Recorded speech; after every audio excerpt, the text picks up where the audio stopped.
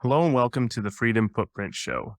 We're concerned about your freedom footprint and want to help you spread as much freedom dioxide as possible. I'm your host, Luke the Pseudo-Finn, and I'm here as always with Knut Spartholm. Good afternoon, Knut. Good afternoon, Luke. Nice to be back. We've had a week's break here. It's getting rare for us. Yeah, exactly. Yeah, our schedule is full. It is full, which is a nice thing, and we're going to be taking another short break here in a little while as well, too, right? Because you're traveling to Madeira. Yeah, day after tomorrow, I'm flying out to Madeira, so I'll be there for 10 days, and then I'm coming back. And my schedule this spring is getting fuller and fuller. Like I'm probably going to Poland in March. And then Sydney and Stuttgart in April, Miami in May, and Prague in June. So, yeah. Exciting stuff. I'll be joining you in Stuttgart and in Prague. And Prague, yeah. Those, yeah. Looking forward to those. Yeah. Exciting. Yeah, it's always nice to see what's going on in the community and get in front of people. And actually, we met today's guest last time we were at a conference together in Riga. So. Yeah. And just a little bit of introduction. So today we have Ben de Waal, and I'm gonna just read from his Twitter bio here quickly because I think it's a fantastically interesting way to bring him onto the show here. So, VP Engineering at Swan Bitcoin, father, Polymath, Linguist, Technologist, Neuropharmacologist, Philosopher, Humanist, Libertarian, Socialist / Anarchist. So. I think we've got a lot to talk about, and of course we hit it off great with Ben when we met in person. So I think unless you have anything else to add, Knut, let's welcome Ben onto the show. Let's just say that we're not really going to Stuttgart. We're going to Plochingen, where the Bitcoin hotel is, Hotel Plochingen. And I asked for room 21, but apparently I'm getting the Satoshi Suite or something instead. I don't know what that is, but I guess we'll see. Yeah, so welcome, Ben. Thank you. It's good to be here with you. Good to see you again. I remember last time we saw each other, we were sitting at table number 21 at the Riga airport. Yeah, we had a quick coffee there, but my flight left pretty early on. But yeah, and we had some great conversations there about the Libertarian Socialist thing. That's a funny word to many, I believe. So what is Libertarian Socialism? If we start there, that might be a good starting point. Yeah. So Libertarian Socialism is the perspective that humanity works best under a system whereby everyone has the most possible freedom. So that's essentially the libertarian part of libertarian socialism. And that the best way to have maximal possible freedom for everyone is in a system where you are responsible for earning your own money. You own the fruits of your own labor rather than somebody else owning it, which is traditionally viewed as capitalism. Now, this is where we get into disagreements a lot. I get into disagreements a lot with people about definitions of words, and I'm really wanting to avoid that today in our discussion because semantics become problematic at times. And where I say I'm a libertarian socialist, essentially I'm saying that I want to own the fruits of my labor and not have a boss own the fruits of my labor. As in, if I work, I don't want the boss to be owning what I have produced. I want me to own what I have produced. All right. Yeah, and it's easy to get into the semantics trap here. And semantics are important. I'm writing a book on praxeology at the moment, so I'm trying to avoid all those traps while at the same time trying to make it, accessible to people, because I think the semantics of praxeology are part of what's hindering people from deep diving into that rabbit hole, because these great thinkers are very German in their way of expressing themselves. So the sentences are long and filled with big words in order to not fall into any argumentary traps or and such. So it's a daunting task, but we'll see where that ends up. Anyway, before we deep dive into this libertarian socialism idea, a little more about yourself. You're from New Zealand, right? Yeah. So I'm originally from New Zealand. I grew up there for the first 10 years of my life. Then spent close to 2 years in the Kingdom of Tonga, one little Pacific island group. Went back to New Zealand to finish my high schooling, and since then traveled around quite a lot. I lived in Australia for a while. I lived in the Netherlands for a while. Then I back to Australia, and now I'm in Germany. I've been here for, I guess, somewhere around 15, close to 16 years now. So wasn't planning on settling down here, but met the love of my life, had 2 kids, so ended up getting kind of trapped here. as one does. Yeah, and you're working for Swan at the moment, is that right?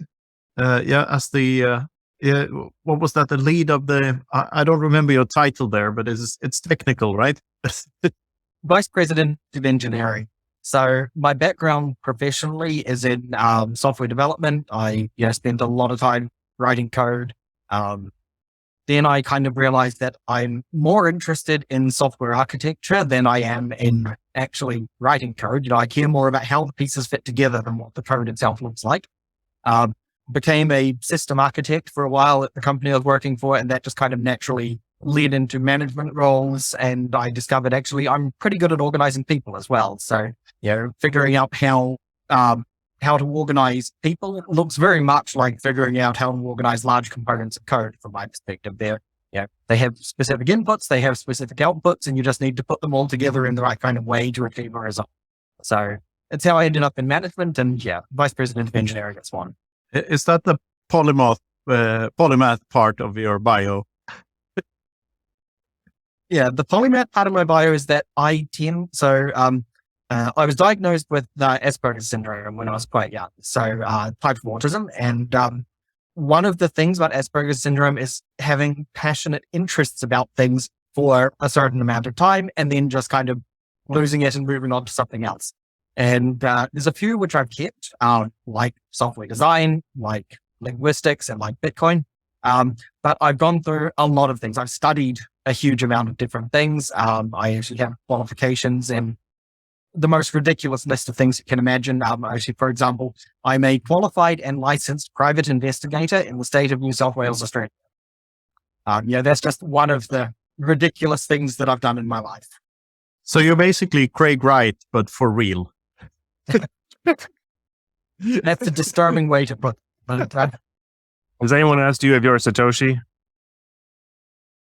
So I could definitely not Satoshi, but I did make a list once of reasons I could be Satoshi versus reasons I might not be Satoshi. And actually, the I could be list is longer, and one of them is that I claim to not be Satoshi, just like Satoshi probably would. So I'm not getting myself out of that trap. Is that on the opposite side of Craig's list then? Craig's list, that's another pun there for you. The fact that it aims to be is a point against him. All right, where were we?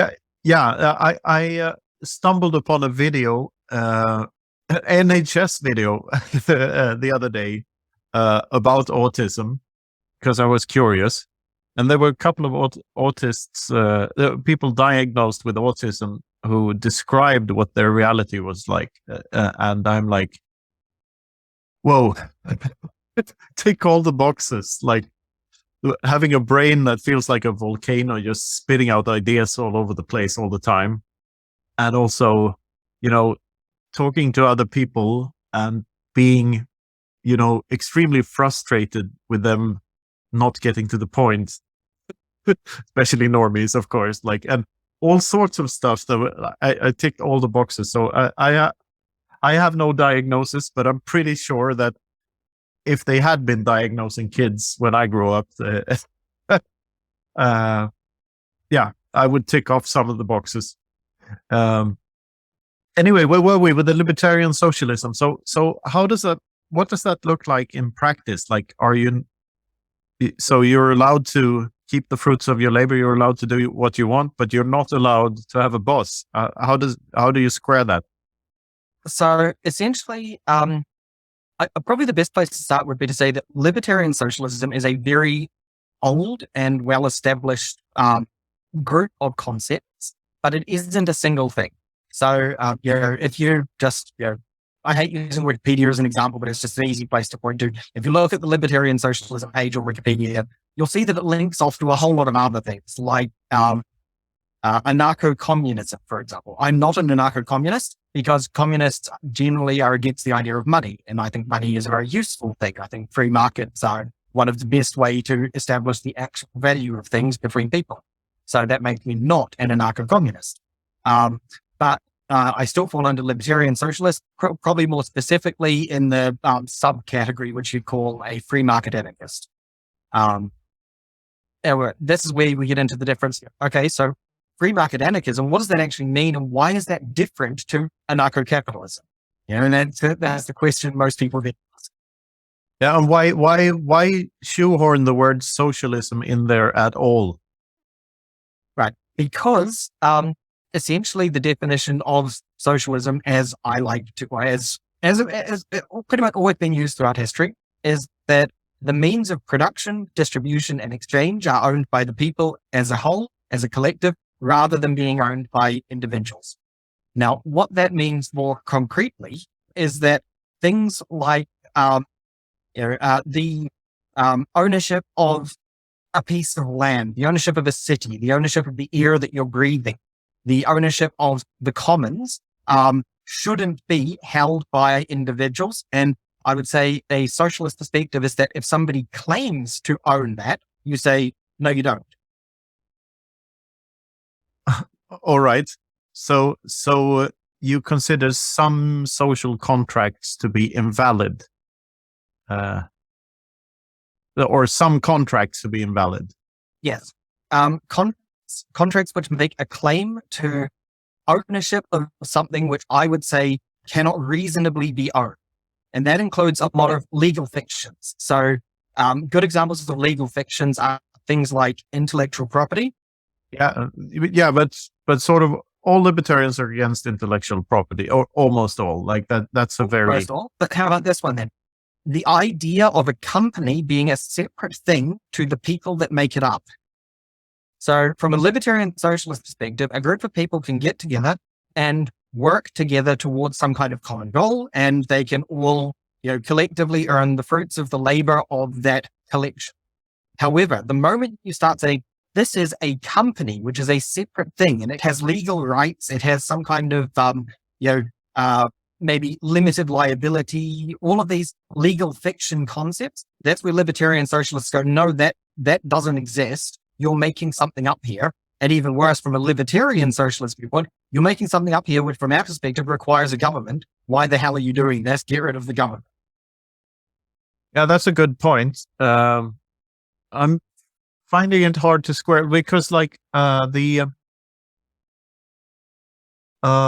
company requires, or a corporation requires an entrepreneur who is also a capitalist and who is also willing to risk his capital in order to start the business, right?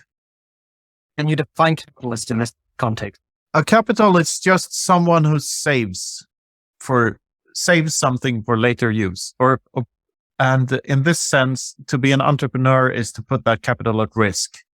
So it could be just, saving apples and giving a portion of them away in order to, use the seeds to grow more apple trees. So, but to me, capitalism, the word, it talk about misused words. Like capitalism is just what happens when it's just saving. Basically, it's saving something for the future. Yeah, by that definition, I am a capitalist. So we don't disagree there. We simply disagree on the meaning of the word capitalism, because to me, capitalism is the control of a society by those who have capital. Oh, well, that's not the praxeological definition, though. It's largely the definition which has been used, like, for example, to say it in advance, I am not a Marxist. I think Marx said a lot of things he got horribly wrong. But in his book, does capital. His description of capitalism, what capitalism is roughly the description that I would also agree with. So, yeah, I disagree with his solutions towards things, but I tend to agree with his definitions of things. Okay, I think my definition is more Misesian than Marxian, because I think Mises was a way better thinker than Marx to begin with. So I'd rather use him as a starting point here. It's also important to make the distinction in what free market competition is, because praxeology makes a difference between catalactic competition and biological competition. And catalactic competition is competition of the good kind, where there's no violence or a threat thereof involved whatsoever. So that benefits everyone because you're just competing with goods. And biological competition, on the other hand, or on the contrary, is competing with bads, basically.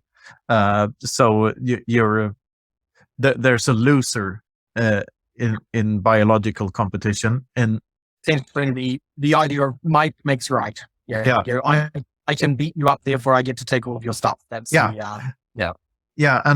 in catalactic competition there might be a loser, but the person wouldn't have entered the trade if he or she didn't think it was beneficial to them. So it's all voluntary and all consensual.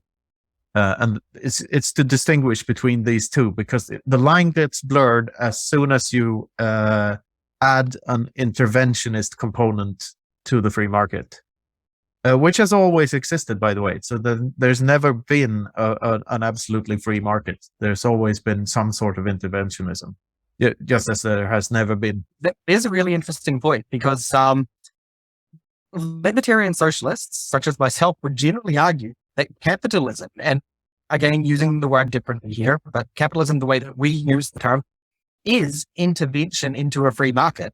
And therefore, you cannot have truly free market under capitalism.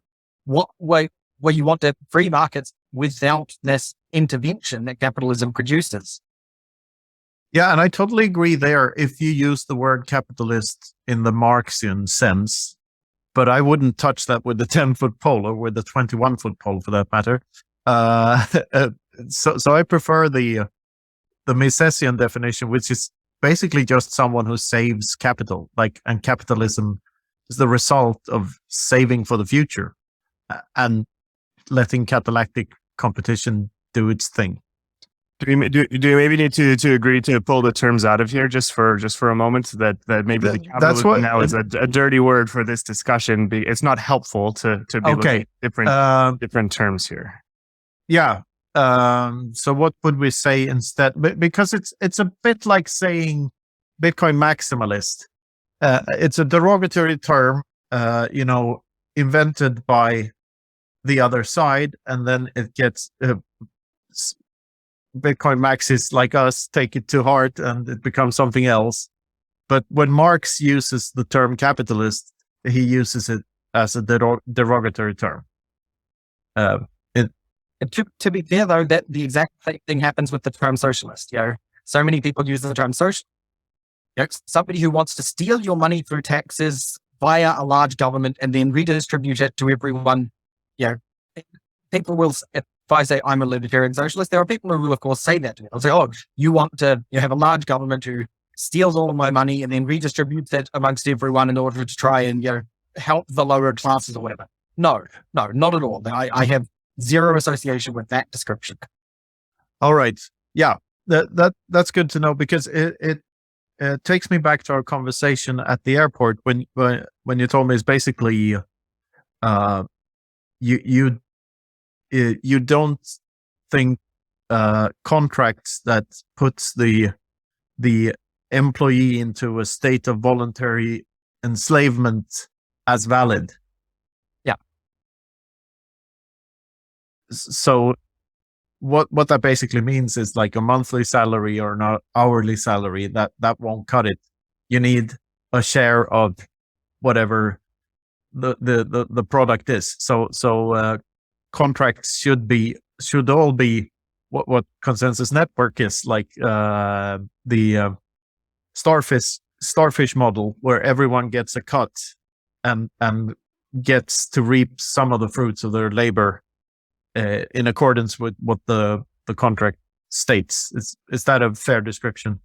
I think that's a fair description. Yeah. So, an important difference, quite simply, is that in the I'm paid a particular salary or particular wage or whatever. If I work harder, if I produce more, I don't necessarily get any. My boss does, and maybe in order to keep me, he will then start paying me a little more because but that's his choice, and that's the way that he gets to control things. First, it's my boss who is the one who gets to make everything, and that's what I view as inherently unfair and a unnecessary and a problematic hierarchical structure. Essentially, in that kind of structure, things can grow to the point that you end up with what I think we would all agree is bad crony capitalism, where you essentially have these ultimately powerful corporations who act like governments in many ways.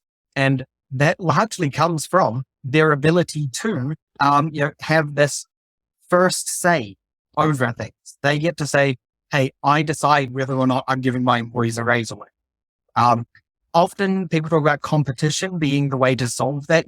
A competitor will come along who treats their employees better and that will work. But actually it generally doesn't, because the structures we have in this society allow for these larger companies to push out all of their smaller competition.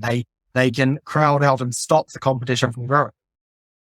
Don't you think that has more to do with them, coming into a monopoly position, which there's another word to define monopoly, where they can lobby politicians to make legislation in their favor, and also being closer to the monetary spigot, get cheaper loans and so on, so forth. Isn't that where the real problem is here? So I would say to an extent that makes it far worse, but I don't think that's the root cause. I think the root cause is simply, if you have more, it costs you less and is easier to produce than somebody who has less. So those who have a huge amount will have an economic advantage in production over those who have less. Okay. I love this when I get to play the devil's advocate at all points, because that's how you make a good conversation, especially if it's two guys like us, that agree on 99.8% of everything. So I would say, and the having taken a deep dive into praxeology lately, what the employee accepting the terms of a month by month basis salary, or a hour by hour based salary, they are getting something out of that the entrepreneur hasn't, and that is certainty, which allows them to more easily do economic calculation. Because the reason that the capitalist, the entrepreneur, which is by definition also a capitalist, the reason that he can make so much more profits is that he traded away uncertainty and took on risk. So what you're doing when you're accepting the terms of a wage slave contract, you're basically trading away uncertainty for certainty, or at least certainty until the whole company goes bankrupt, of course, where there's no certainty. And you can argue that certainty is an illusion, but that's the thing that's the thing of value that is so hard to measure in monetary terms, because you can't. But it's still something that the employee trades away. You see where I'm getting at here? I do see where you're getting at, but I would argue as a counter to that, there's two you're kind of slightly wrong on both sides of it. So from the entrepreneur's perspective, under the systems that we have, whether you want to call it capitalism or something else, under the systems we have, if you create a company, often you don't take on as much risk because you've got things like limited liability companies. So you create this limited liability company to protect yourself against a lot of the risk. Oh, but hang on here, because limited liability, that has something to do with legislation and the fiat clown world we're living in, right? A company that would actually suffer the consequences of its own actions would not be held accountable in a limited way in that sense. So we both disagree, or we both agree that limited liability companies are a bad concept. They distort the outcomes in a negative way. Yeah, but let me give you an example. I start a company and you're my employee. We make whatever, cupcakes. And instead of giving you a contract that says you have this many percent of this percentage of the revenue goes to you, or the profit goes to you, not the revenue, the profit. What could be better for both you and me, of which I think it's not up to me to decide whether it's better or not. It's up to the employer and the employee, the two people signing the contract, is that instead of giving you a percentage of the profits, I agree to give you a monthly salary, which makes calculation easier for me, the entrepreneur, because I know in beforehand how much my expenses over the next couple of months. So I can make I can think in terms of accounting more easily and make better economic decisions, therefore, and grow the company faster and make better, cheaper products for everyone, so everyone benefits. And also for you, the employee, you trade away uncertainty for stability. And by doing so, I also make your life easier because you know exactly how much you have each month. So you know how much you can save up, and you know how much you could engage. I mean, everyone is an entrepreneur. Everyone is a worker. Everyone is a capitalist. Everyone is a consumer. It's just that we fulfill all these roles. It's just that we do it at different times, and it depends on, it's subjective what you view as entrepreneurship as well. Everything's subjective. But the point being that the only thing that distorts this, enhanced ability to make economic calculations over time is that the money is distorted and taxes change all the time. So you don't really have this stability. But to me, that's all because of governments and fiat bullshit. And it's not because of the structure itself, because I find it very reasonable to say to an employee, at least give them the choice. You could either have this percentage of the profit, or you could have a monthly salary, which would make life easier for both of us, because I'm the one that has to make the decision. Someone still has to be the CEO and make the decisions for the company, right? Yeah. So I'm going to disagree that it necessarily makes the accounting easier, because I think you can do percentage-based accounting actually much easier. And I'd like to see, I understand what's important to sort of think about here is, I'm not saying that you could leave all of society the way it is and then start doing things like, just have a company whereby all of the employees get a certain percentage share of the profits. Yeah. Because the way that society is currently built, that doesn't necessarily work, because we still have all of these other things around it. So, one of the, I guess an important thing to talk about here is, I'm not advocating a particular form of society. I'm advocating improvements to the way that we do things, and what the end society ends up looking like, I have no idea. And I think this is an important anarchistic kind of concept here. I think anybody who says the perfect society looks like X is going to fall into some kind of authoritarian trap as they try to make society look like that. Yeah, I would say they would even fall into an argumentative trap. Have you heard about Hoppe's argumentation ethics? It's one of the greatest things I've stumbled upon lately. It's so good that any argument against absolute property rights is bound to become or run into self-contradiction at some point, because you have to, by by engaging in argument at all, you have to accept that the person you're arguing with has the same rights as you if you want the argument itself to lead to an outcome. If regardless of what that outcome is, you have to accept that you're on equal terms. Property rights is a really interesting thing, because I think that's probably a place that we do disagree a little bit. In that I completely agree with that Hopper view there. But what I consider to be property might differ. If I own a piece of land, which is halfway around the world from where I am now, in what way do I own that land, other than stating that I do and other people agreeing in some way, usually through government and governmental force, that that piece of land belongs to me? What I really own is more or less what I control. Do I control that piece of land? Not really.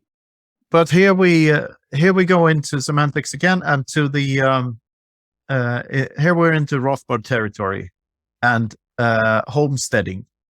So, like the first, let's make the distinction between possession and ownership. So possession is actually controlling something, and ownership is just a legal framework on top of that. So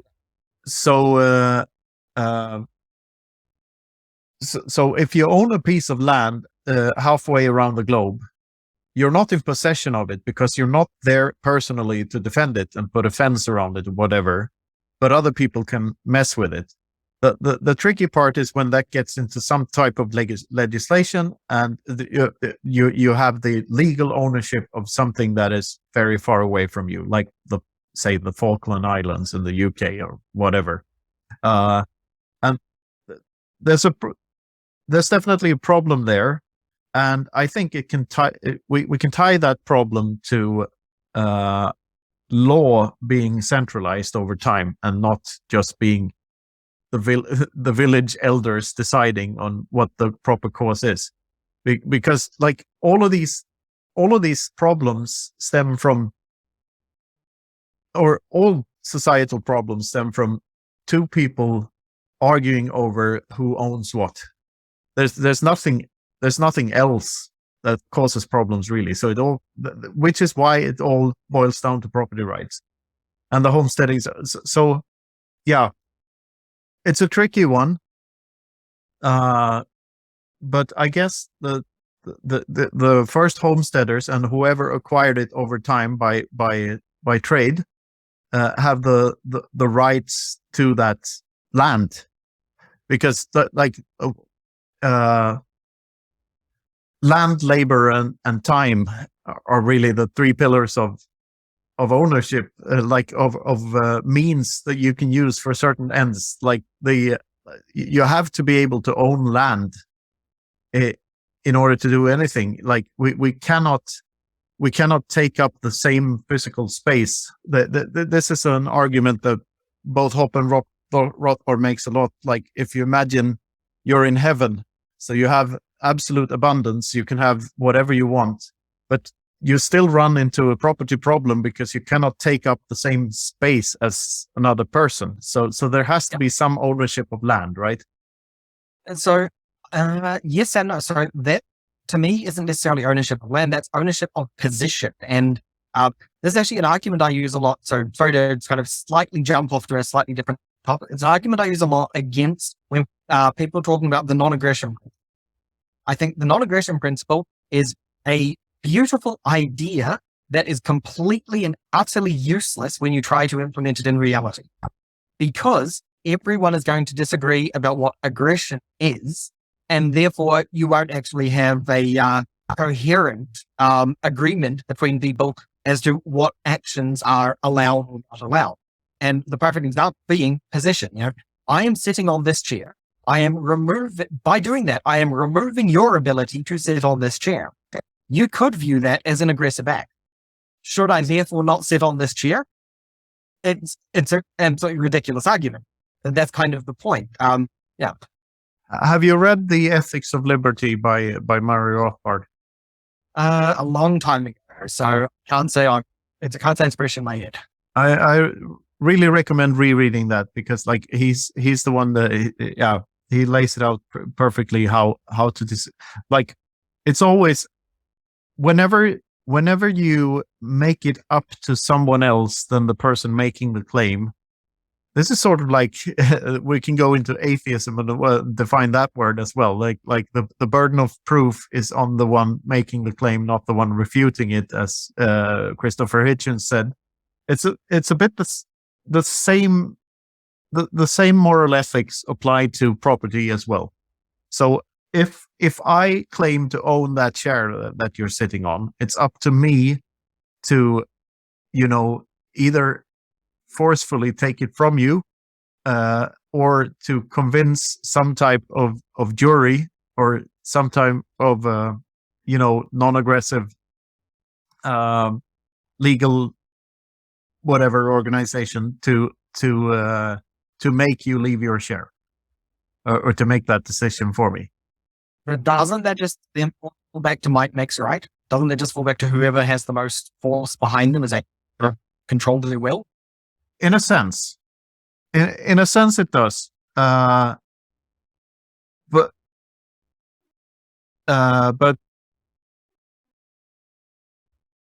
the thing with collectivizing the law in general and making like a king the lawmaker, or even worse, democratically elected leaders, arguably even worse, democratically elected politicians, the lawmakers, that effectively turns them into an elite class that is not, you can't negotiate with, because even agree. Yeah. So we're totally on the same page. The law of the jungle is the thing here, and that's what we're trying to get away from. And the libertarian argument, it's not like libertarians, or as I prefer the term consensualist. It's not like we're trying to, say that we will end up in some utopian society where there's no aggression at all. It's not that. It's just that the vectors have to move towards absolute property rights, because that's the starting point of everything. And anything that says something else than that is a move away from absolute property rights, which always leads to centralization of power and biological competition being the thing instead of catalytic competition.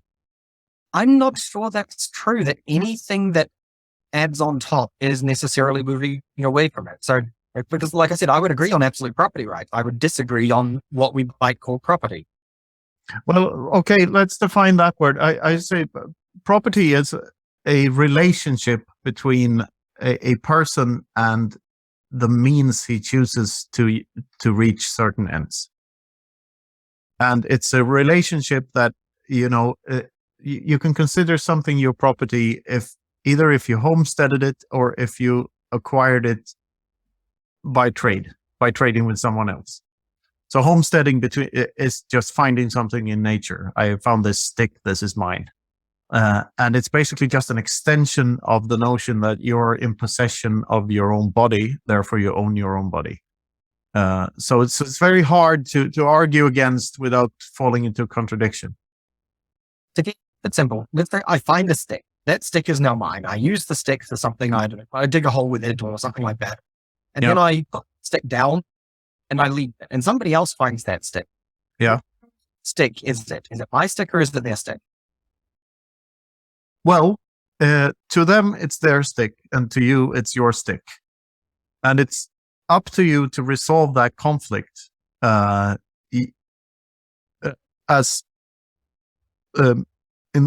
the least amount of violence possible.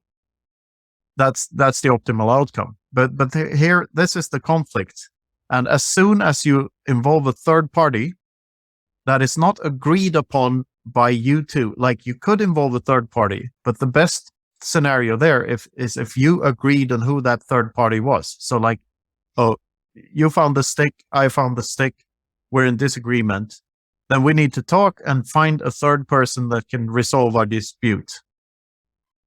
Because that's the only option we have. If we can't agree in an argument with one another, then the only other option we have is to find a as neutral as possible third party to resolve the conflict for us. But as soon as that third party isn't chosen by the two conflicting parties, but by someone else in a societal hierarchy that came to be because of mostly biological competition and not capitalistic, that is by definition corrupt. And especially so I stole your stick, the government arrests me and throws me in jail, and you have to pay for my time in jail. So that's obviously a bad outcome for both of us. Agreed, yes. I don't believe that you can ever come to a society, it's very hard at least to come to a society where this is the norm, where two disputing parties choose a neutral third observer in agreement with one another. It's very utopian. But that's how I view morality myself, and my own ethics is I want to move in that direction. If I was ever in some sort of juridical conflict with someone about whatever, I would rather use a service like Dispute.io. Some guys we met in Prague that have this, voluntarist law firm where you can hire someone without having to, cling on to the old system and pour a lot of money into institutions that are extremely corrupt as it is. My friend Hodlonaut and his battle with Craig Wright is a great example of how corrupt the whole system is, because it's costing him not only a lot of money, but a lot of time. Of course, it's time consuming to fight someone that you didn't really pick a fight with. And the problem I have with the law as it is that it forces innocent victims to pay for things that they had nothing to do with. And this is the problem with taxation and governments in general, is that we all pay for all sorts of bullshit that we never agreed. We never signed a contract that I agreed to this. It's just enforced upon us. Yeah, we're completely on the same page there. I cannot agree more that the current systems and so on are extremely problematic in that regard, and in the way that we have these governments which we didn't agree to as individuals. We never said, hey, we want to have this kind of system, and the system essentially steals our time and our work and our effort. I think it's extremely wrong. Where I would disagree with you though is the solution to that. I think it is far too utopian to say, okay, let's just go to a third party and have some kind of remediation from a neutral third party. It's and I'm not saying that is the solution, by the way. Yeah. I'm with you. I think we're on the same page here also, but let's find out. The libertarian socialist viewpoint would be, we agree on all of what the issue is, but the solution, rather than saying, let's have neutral third party or whatever, it's far more realistic to say, let's see what the local society finds with regards to that. So essentially a form of extremely small scale direct democracy, but only very small scale. But that's it. That's what I mean by going in that direction. Because of course you can't get to two people and one third party, but it'll be like a village or like a smaller kingdom. So I think we're all both aligned there. Like we want global trade, but we don't want global. We want global competition for goods, but not for bads. Yeah, and I really think large scale politics can be an emergent property of massive amounts of small scale politics. So politics in this context simply being agreements between people. And you can have large scale action becoming an emergent property on the small scale agreements between people. So these group of villagers have their own ways of handling things, and they're going to agree on quite a lot. They might disagree on a few other things, but where they agree, there's more or less a now larger area where one set of rules is the norm. It's what you expect to happen in that particular grouping. Like this reminds me of when Sweden applied to join the EU. And I voted yes for that back in the day, which I wouldn't have done now, seeing where it ended up. Because the original idea was fine. Like, let's open these borders and not fight each other anymore, which is a very it's the coal and steel union in the beginning, just after the war, that and it grew larger into the European Union. But the thing is that the horrible thing that happened is that centralized power into Brussels. So, and opening the borders were the problem in the first place, and they were put there by people who got into power by having some ancestors being really mean to some other ancestors of ours, and the structures are the way they are. But this is why I think free trade agreement is such an oxymoron. Because, like, if there's free trade, you don't need an agreement. Like, the agreement is only to, it's how you when there's a government, you're only free to do one thing, and that is obey. And you're only free to, to what extent this governing body allows you to be free. And it's the same thing with this. Yeah. Yeah, I agree. And I would take a step further. I would say that, rather than just saying a free trade agreement is oxymoronic, because yes, it is. I'd be asking, who is the agreement between? The agreement is generally between governmental bodies, and not the people who are actually the ones performing trade. No, so exactly. Yeah. So it's an agreement between two slave owners, basically, to allow their slaves a certain amount of voluntary interactions. So an interesting thing about borders, I live very, very near the Czech and Polish border here in Germany at the moment. I used to live a bit from the west, but moved here a few years back. So the town I live in shares far more in common with a small Czech village just across the border than it does with beside the French border, for example. But for some reason, the town that I'm in and that town just beside the French border are both part of this concept called Germany. And to me, that's absolutely ridiculous. That's something which just shouldn't exist. The idea of borders themselves, I find inhuman. Yes, and I absolutely agree. And when you travel a lot, and when you have this lens to view the world through, you see how ridiculous they are. Like, these are just some assholes that put up that hinder us from doing good things. Yeah.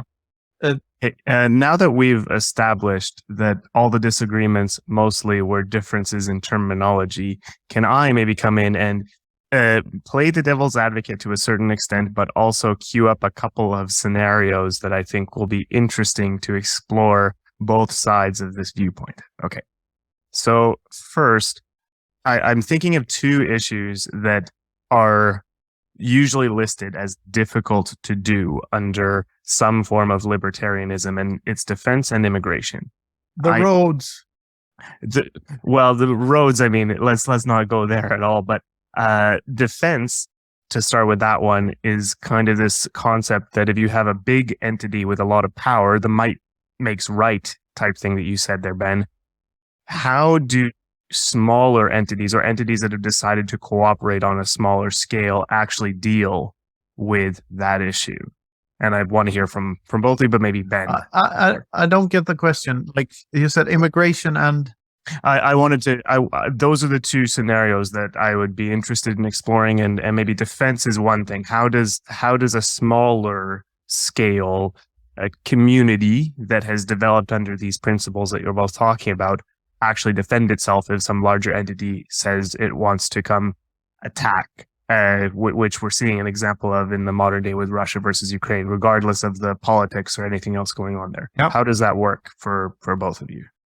Maybe Ben can start off. Yeah. Absolutely. So, I think the question is difficult to answer because it depends on what the world looks like at the time. Is there such a large entity?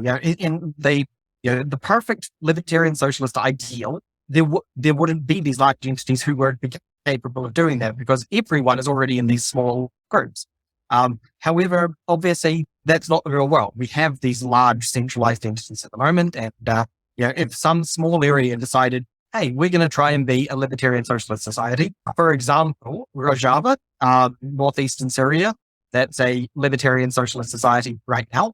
And if they are attacked by, let's say, Turkey or Syria or any of the other places immediately around them, they have to figure out, okay, how do we do this? We've got all of our small local areas who are essentially self-governing, and we've got agreements between the areas. How do we defend it? And right now, all of the areas have a mutual defense agreement. So, they agree with each other on enough things to say that they will collectively work together to provide defense for each other, because by defending each other, it helps defend themselves as well. And I think that's something which, it's an open question. I don't think there is necessarily an answer. If all of Western Europe suddenly decides, hey, we're going to organize ourselves in this way with small individual groups, what happens if Russia starts rolling tanks over the borders, from Russia's perspective, into us? What do we do about it? And I really think it would be a collective defense concept. So, the people who agree with each other, would it be agreeing with the other towns nearby? Hey, if Russia does this, this is how we're going to react. Yeah, nice answer. I'd like to flesh out what I think about the problems themselves first, and what the problems really are. Because in terms of immigration, you're talking about a lot of people moving from one country to another. Here, can I actually frame that one then? Because I think that one I'm thinking of a little bit differently from the defense thing. So I want to bring in a South Park reference to illustrate it, actually. So the perfect episode of South Park, it's my favorite, is the Goobacks episode from, I can't remember which season, but basically you had these. These are good jobs. Exactly. They do good jobs. Yeah. They have people coming in from the future, time traveling basically, because they can get very little money in the past, and then it goes into the future and it's worth a ton of money, which is hilarious and would need Bitcoin to work in hindsight, which is just absolutely funny. But so maybe it would work in the future and all that. But no, the idea is that they are coming in and taking all the low paying jobs and this sort of thing. And the people in South Park end up having to go have a gay orgy so that they prevent humanity from proceeding into the future to keep the jobs, et cetera, et cetera. So, and before the gay orgy, they try to have some sort of rainbowy society, and they decide that even more gay than the pile of men. Right. So the whole thing is hilarious, but the point that they come to right at the end there is that there are good places that people are going to want to migrate to, and if the entire world is able to migrate into the good places, those places will become less good. And this has been an issue that I've basically struggled with since then, because you have things like the refugee crisis in Europe, where there is a large wave of immigration, and I've seen lots of problems with waves of immigration, as opposed to someone with a skill coming into a certain area, bringing their skill and coming for a job or something like that. So this is another thing that I'm not sure how it gets solved under a system like this. Okay, there are so many good points here, Luke, to address. First of all, the protectionist view that you can somehow shield yourself from other people demanding less money than you do for performing a certain task. It's wrong from beginning to end, because there's something called the Ricardian law, which states that if a country or a person for that matter is better than someone else or somewhere else at doing absolutely everything, they're still better off producing the thing they do best and letting the other country or the other person produce what they produce best. And this is sort of counterintuitive. And this is why protectionist policies get so much they took our jobs, and why that sort of viewpoint gets political points, but it's not solving anything. It's better for America to keep doing what America does best and let some cheap labor Asian country do what they do best. Because the total outcome of products, of goods and services in the end will be higher if we do, because that's how the division of labor works. And so say, for instance, America and Brazil are growing oranges and apples, and Brazil turns to be better at growing both oranges and apples. So if America I'm struggling to find the right numbers here, but say that Brazil can produce 10 oranges per time unit and 5 apples per time unit, and America can produce 3 apples per time unit and 1 orange per time unit. The total output will be higher if Brazil produces what they're best at and stops producing apples altogether, and America produces the apples. The net outcome is better and cheaper for everyone. So that's the first thing there. And then to address the other things, like in terms of defense, before we go into voluntary or private defense, let's first look at what's wrong with tax-funded defense systems. And this is an example that Max Hillebrand gave me, and it's about Israel and Palestine.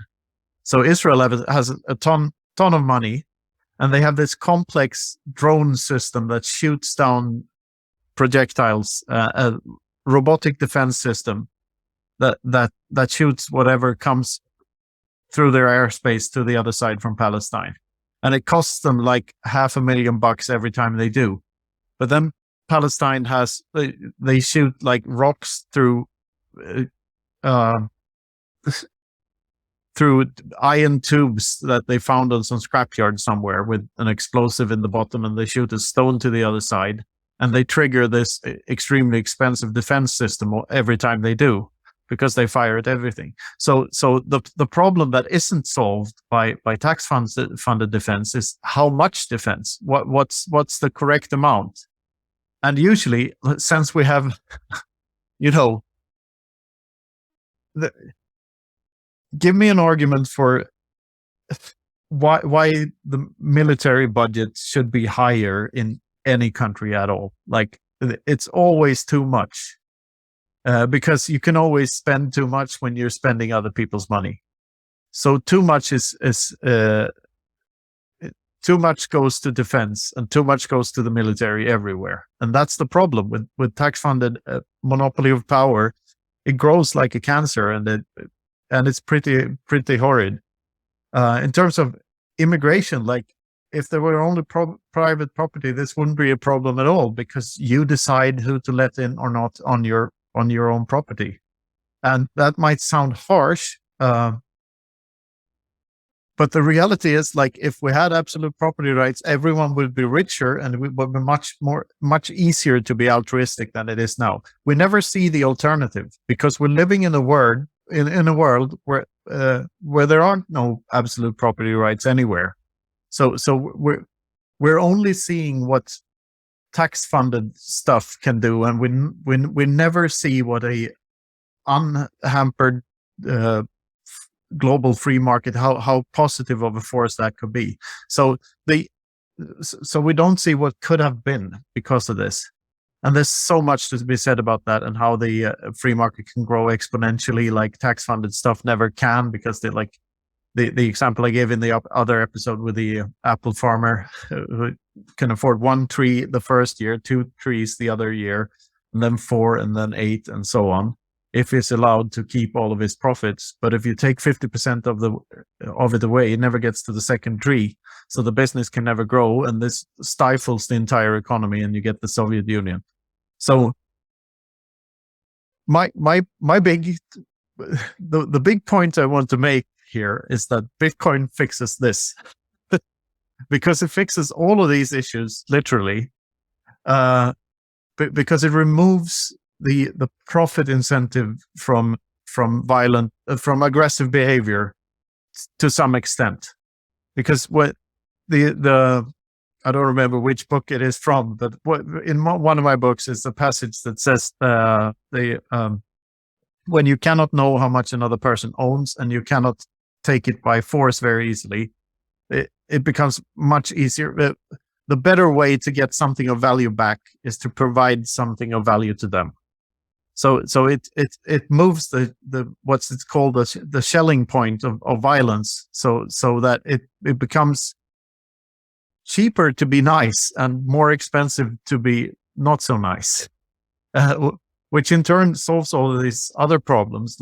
And with the protectionist thing, it's connected to the immigration thing as well, because if there weren't protectionist policies, these other low-income countries would be allowed to grow and flourish. That's like Hong Kong or Taiwan or South Korea, where exactly that happened. They opened up the markets, and there was cheap labor there. And now you wouldn't view any of those countries as, a developing country by any stretch of the imagination. So the way to lift people and people in other countries out of poverty is it's just leave people to their own business and to leave people alone as much as possible and as little interventionism as possible. I'm curious to hear your thoughts on this, Ben. So, yeah, I would agree with very largely with almost everything you said there, but I would have actually taken a different approach to the question of immigration. So, talking about immigration, I think the problem is that the way that question is phrased implies countries. It implies exactly. some kind of place that people are immigrating to or immigrating from. But realistically speaking, it's just people moving to another location because there might be better opportunities there in terms of the work that's available or the resources that they can take advantage of or whatever. One of my favorite authors, as far as modern anarchist thinkers go, is David Graeber. He wrote this really excellent book, The First 5,000 Years. So essentially it's a 5,000 year history of money, which is kind of interesting. And yeah, it's a huge book. But probably more relevant to this topic is another one he wrote called Bullshit Jobs. And it's essentially about busy work. Our society contains a lot of bullshit jobs. And when we talk about immigrants coming in and doing the cheaper jobs because nobody else wants them or whatever, it's largely because we have built up all of these admin positions and government jobs where people are basically just shuffling paper around and moving things from one place to another. And those are bullshit jobs. They don't provide any actual value to society. They don't do anything useful. And that tends to be one of the driving forces which makes these other lesser jobs lesser in that way. So, the people who are immigrating to do these lesser jobs are doing it because these bullshit jobs exist. Get rid of those and you've solved 98% of the problem. The people coming in be providing useful value to the society.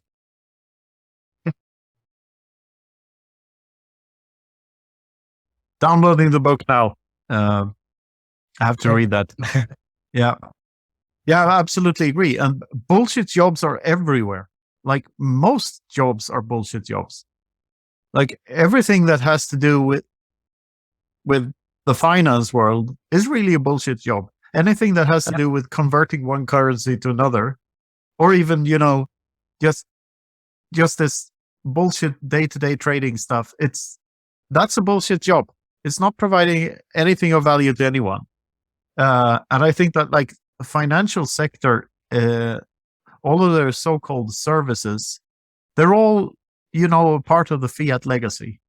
And of course they have a lot of backing behind them and a lot of, just like the cryptocurrencies, so-called, the cryptocurrencies, they have they each have a team of advertisers advertising for their cause, but they're just as useless on a Bitcoin standard, which is, this is what we're looking forward to, isn't it, Ben? Absolutely. Yeah. I mean, the more we can get rid of unnecessary work, then the more work is performed, which actually produces value. And the more value production, the better it is for humanity. Like was in my intro there, I am a humanist. That's one of the things in that ridiculously long Twitter bio. The thing that I care about is human well-being. The more human well-being there is, the better it is from my perspective. And it's an ungrounded thing, but I think that's a worthy cause from my perspective. So that's my ultimate goal. Yeah. But who's to say what that is, if not the consumer, or if not the individual human being? Oh, it is absolutely the individual. I can't determine what your well-being is. Only you can determine that. I want to increase that for you, whatever that means to you. Yeah. But so what you're basically saying is that is a proponent of, to me, that is the same thing as being a proponent of the free market and property rights. Which I mentioned, I am a proponent of free markets. I am a proponent of property rights. Yeah, as laid out. I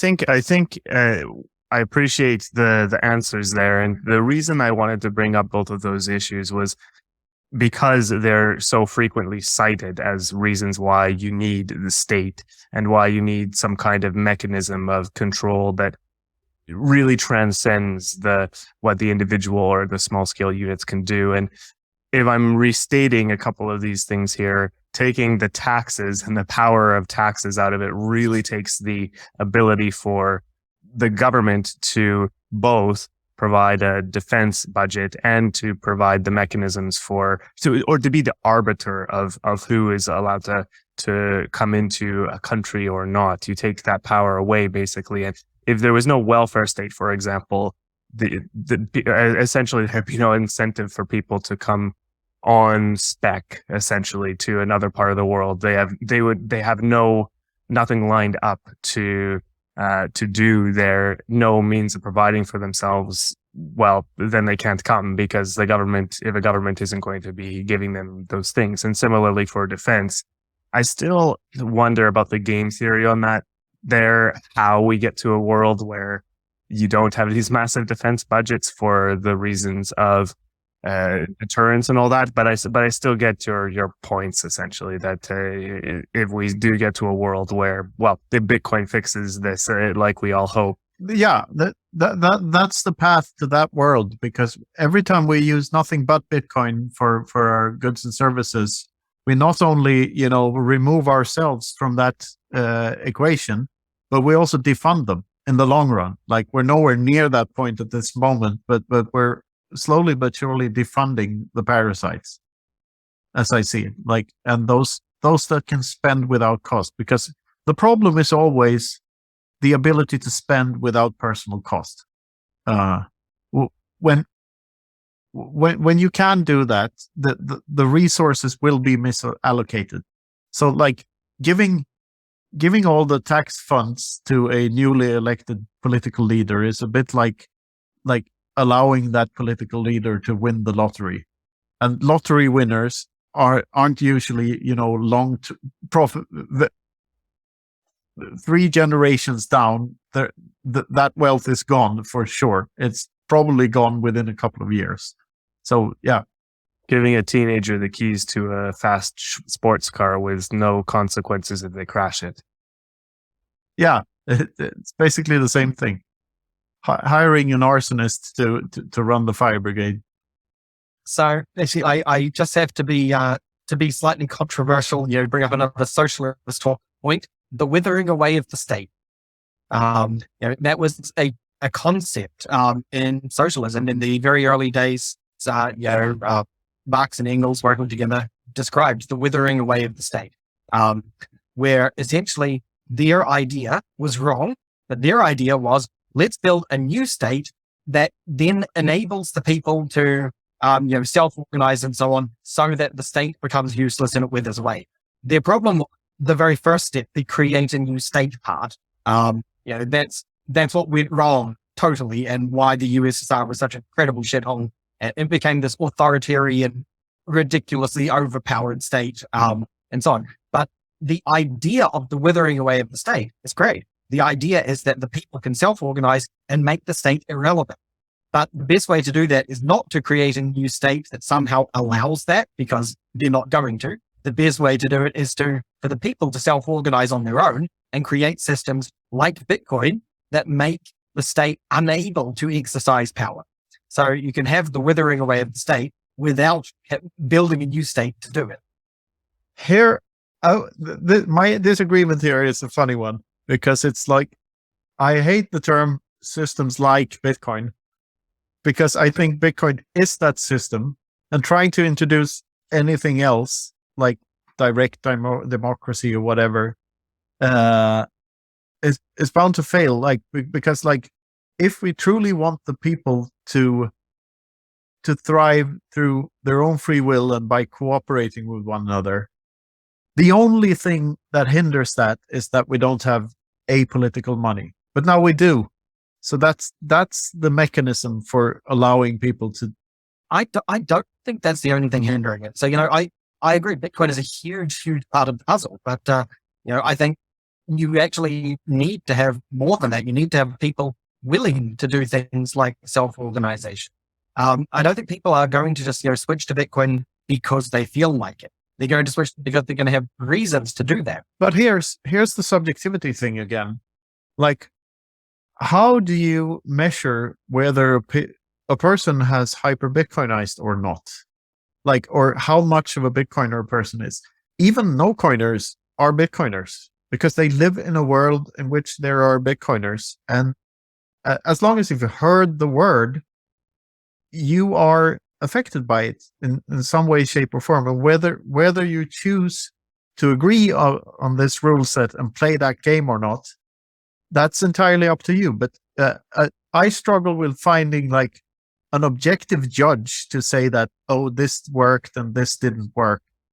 That's not up for that's not up to any one of us to people are so quick to judge that this and look at empirical evidence and say that this country worked and this policy worked and this worked here. Who are you to say that it worked or not? You're looking at some arbitrary metrics that might give you some value short term. Yeah, I think the problem there is you're talking about worked or not worked, and to me that's such a fuzzy, meaningless term. To me, the question is more: has a particular action received a particular outcome or not? It's a binary yes or no kind of thing. I'm a horrible authoritarian and I wanted to lock up 80% of the population in prison. Did I successfully lock up 80% of the population in prison, or did I not? It's always this, it has to be that kind of binary. Otherwise you can't measure it. I agree. And so, exactly. Yeah. I was just going to say what I see, as useful aside from Bitcoin is things like, anarchist collectives and so on. So, you look at, some of these places like, various free city movements, or those people who have just decided to, opt out of the cities they're in, like Christiania in Denmark. They're just not part of Denmark as far as they're concerned. Although as an anecdote for that one, when I visited Christiania earlier this year, they were getting raided by the police because the situation there was people. I think what I heard was that a couple of people had been really violent, and so they needed the police to come and solve that issue. And it's been like that for 20 years. Like, Christiania worked for a while. I've been there many times and like seen it evolve from like, but it's been, gangs have taken it over, and it's and the police come in every now and then, and it's really a part of Denmark. And this utopian view that they had of it didn't really work. I mean, I'm not saying, but I'm not saying that is that's, the perfect example of a solution. I'm saying things like that are the direction we need to be trying in order to actually make more progress. Absolutely. But I wouldn't define that as a system. Like what we were talking about systems here. Now we're running back into semantics here, but the discussion when we say Bitcoin and things like it, a bunch of anarchists claiming that this is our land and we do what we want it's not something like Bitcoin. It's not a system or it's not a rule set. It's just a bunch of people doing something. It's a different thing. Okay, there can be rules associated with it though. So how would you view Rojava in the northeastern Syria, the autonomous Libertarian Socialist region? I know too little about it to have an opinion on it, I guess. Can you give us the basics, Ben? Okay, the very basics. So Syria had a whole lot of shit happening over the last X number of years. And I think it was about 20 years ago. The northeastern area, which is largely Kurdish, basically said, screw all of this, being part of Syria. We don't associate with them. They're not who we are. We want to have a secular, non-religious state based on libertarian socialist principles. And they've essentially abdicate themselves from Syria. So Syria still views them as part of Syria. They view them as rebels, essentially. But for the last 20 years or so, there's been a bunch of cities who are largely self-governing, with a group of people who come together to make decisions, or to decide on whether or not they agree on particular actions to take, as a larger collective, and so on. And they've been relatively successful in it, in that for one of the poorest, most war-torn parts of the world, you can't expect them to be doing great. They're being attacked on all sides by basically everyone, and nobody around them seems to like them. But they've been able to improve their quality of life significantly compared to the rest of war-torn Syria. Interesting. I have to look into that a bit further. Would you say that you said an interesting a couple of words there, a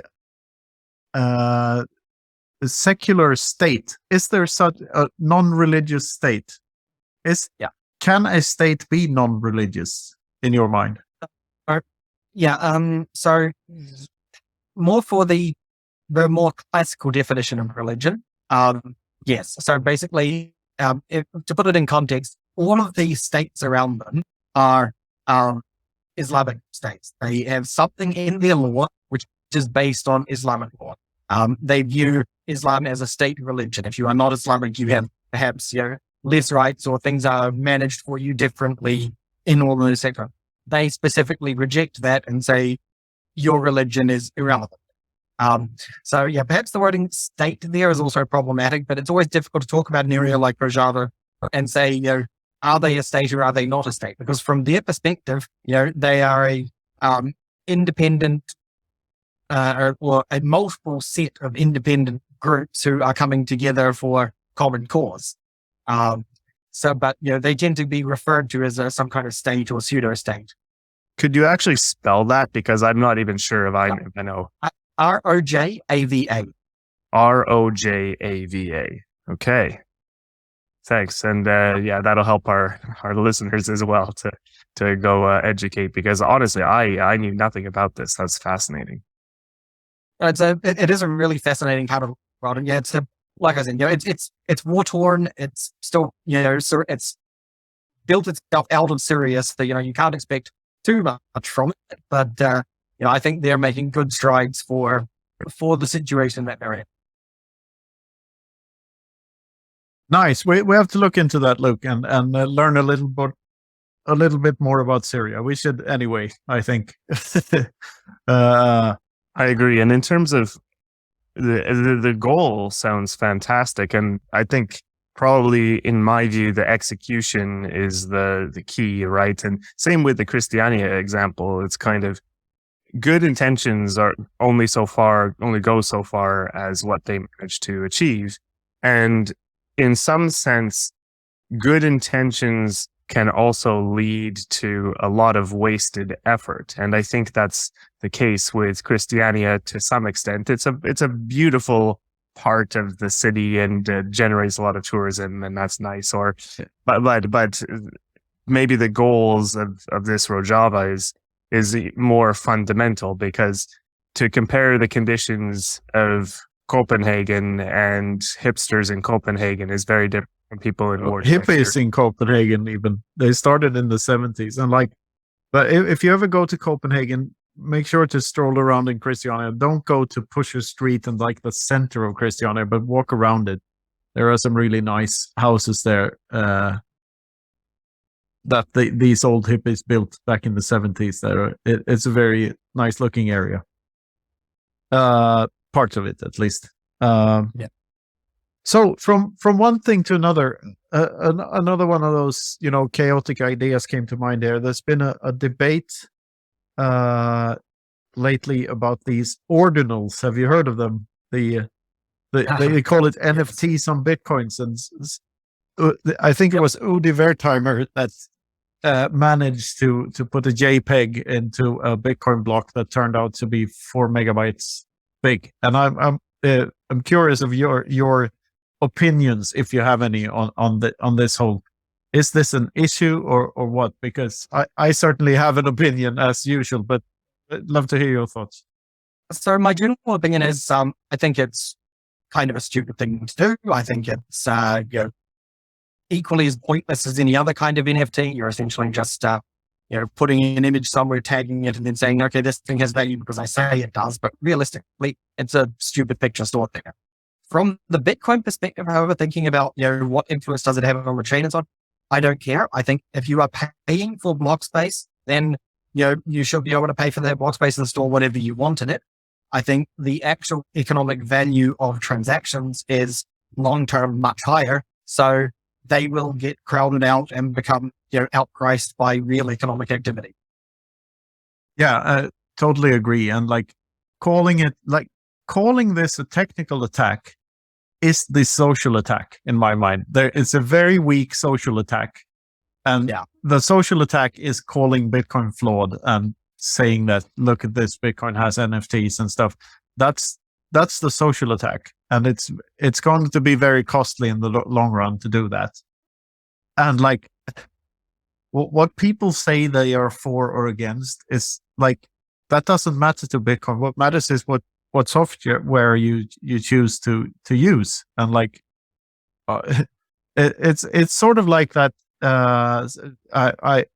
I don't agree with what you're saying, but I'm gonna fight to the death for your right to say it.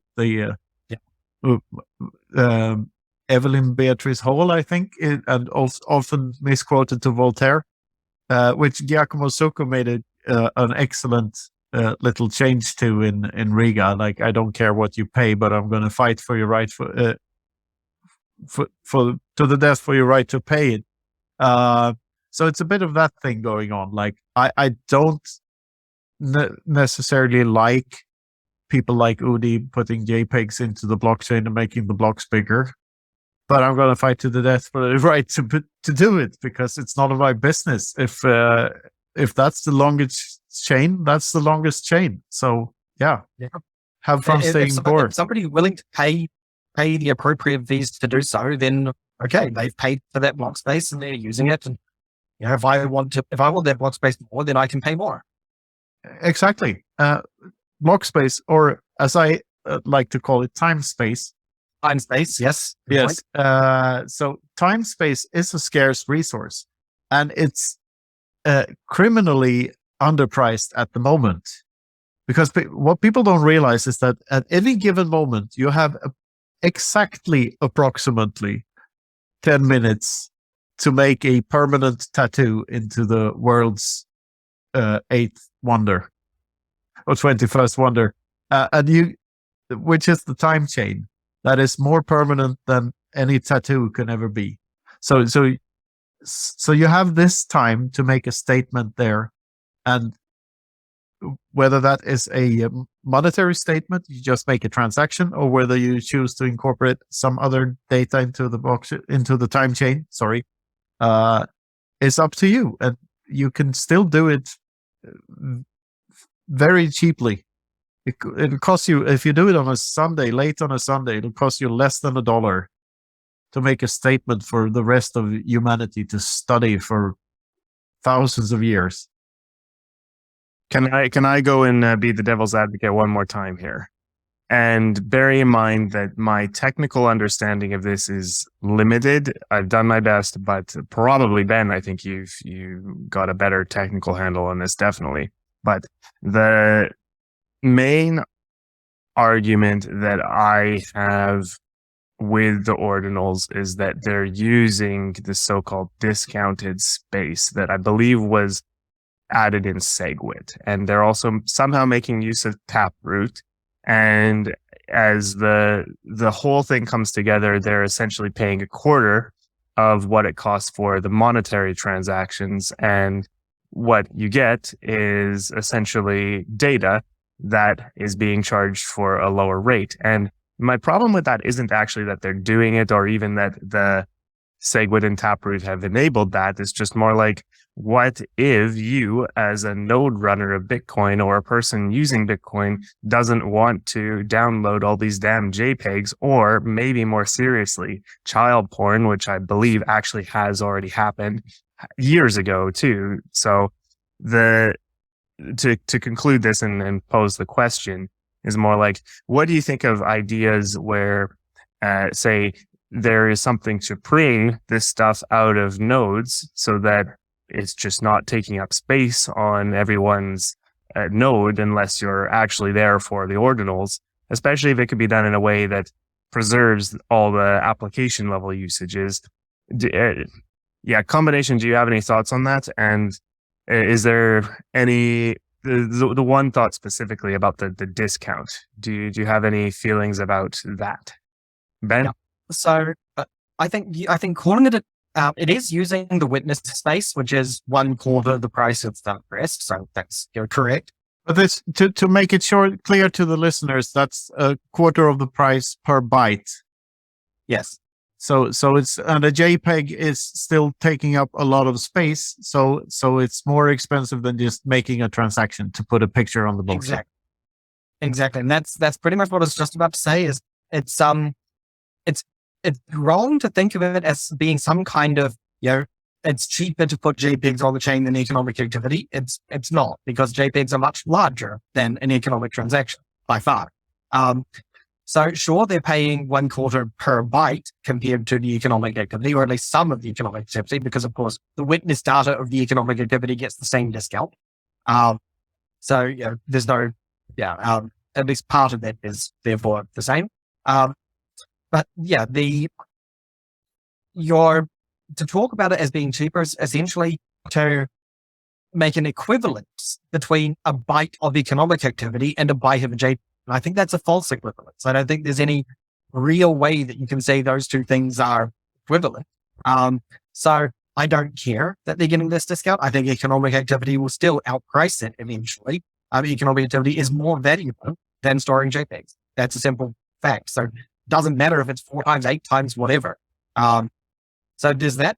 And as for the pruning part of it, actually, that's relatively easy because it's witness data.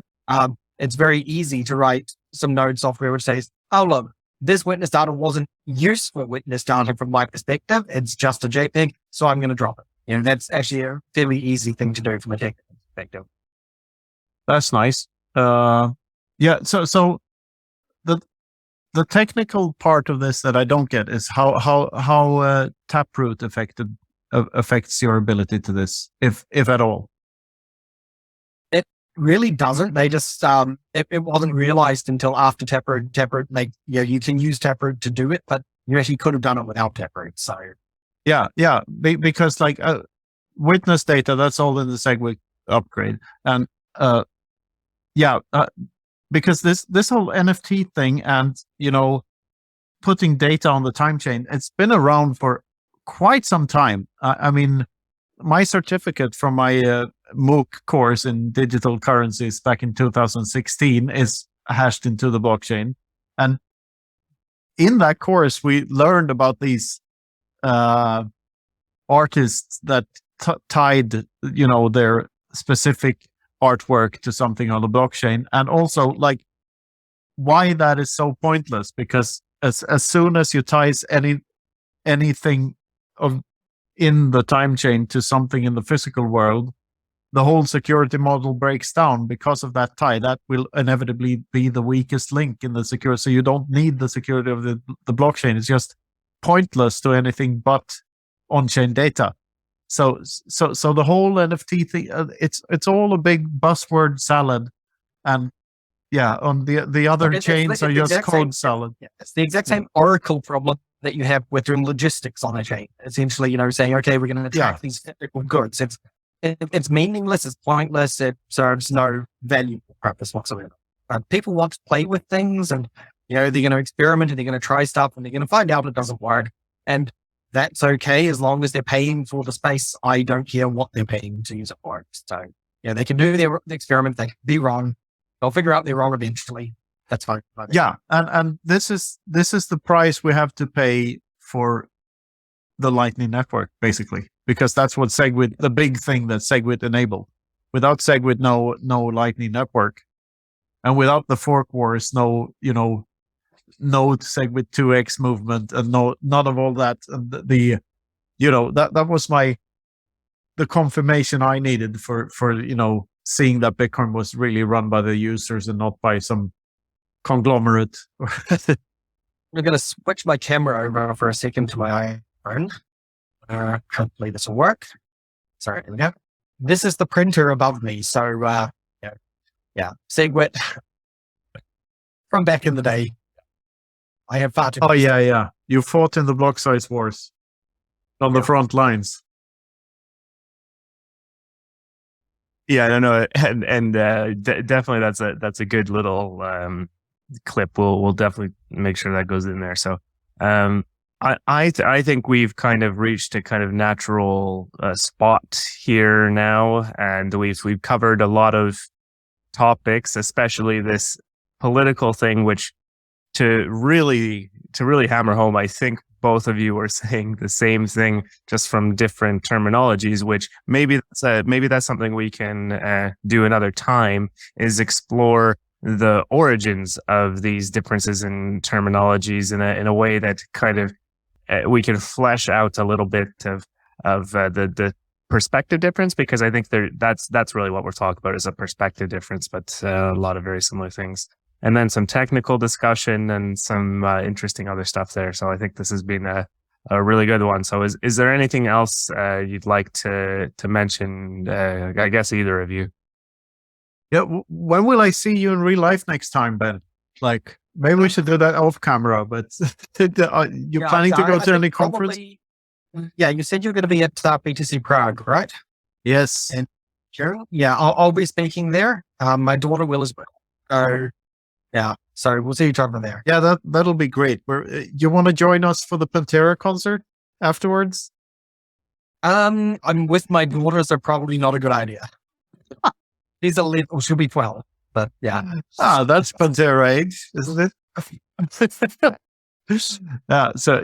And I'm staying for a whole week in Prague. Definitely see you there, and looking forward to all the conversations we're going to have there. I think that the only thing where I find still I think we have slightly different views is about the this whole where we could go on for 4 more hours in person is about the trading away certainty for uncertainty in terms of an hourly wage or whatever. We need to flesh that out more, I think. But yeah. I think actually there's maybe a little bit in this book, Posted Jobs. I think there is actually a little bit on that as well. So, if you read that, at least some of the Libertarian Socialist viewpoint on it. But, I'm also, of course, happy to talk to you about it. I'm reading a phenomenal book at the moment called The Life and Adventures of Robinson Crusoe by Daniel Defoe. Okay.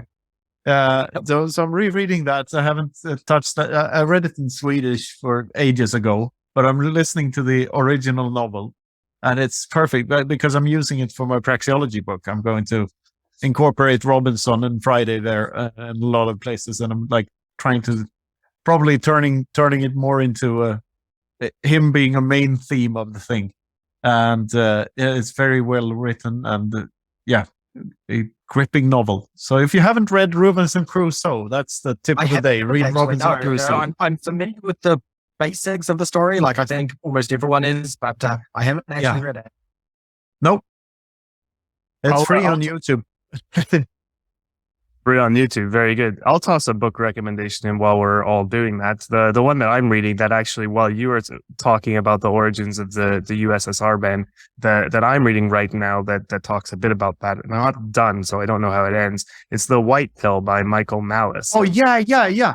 I just saw him on McCormick today, and they talked about that book. I'm definitely going to download that one. Highly recommended, because the bits that I've made it through so far basically cover exactly what you were talking about with the withering of the state. The anarchists were all excited about this revolution, but what got put in its place was this new state, and also some very good stuff about why Lenin is just as bad, if not even worse, than Stalin and all that. So it's a good read. I recommend it. And I'm told it gets more optimistic. And one other thing I'll kind of say about it is that it kind of floats up all of these government concepts in a way to say that they're stupid, to show how they can be abused and all this basic stuff like passports, and even the government having the capability of dividing rights and stuff. So I highly recommend this one, and I'm about 20% done. So yeah, it's very good. Sounds absolutely like the kind of book I'd enjoy. So one of the things I always really enjoyed was reading as much as I can about the discussions between Karl Marx and Mikhail Bakunin, because Bakunin was kind of, hey, I'm on your side, except what's all this status bullshit? And then they got these big arguments about it. He's like the classical real anarchist from those days. What about Bastiat? Did Marx and Bastiat ever have an argument? Not that I'm aware of. I would imagine they probably did, but not that I'm aware of. So we're worth looking into. Anyway, Luke, we should try to get Michael Malice on.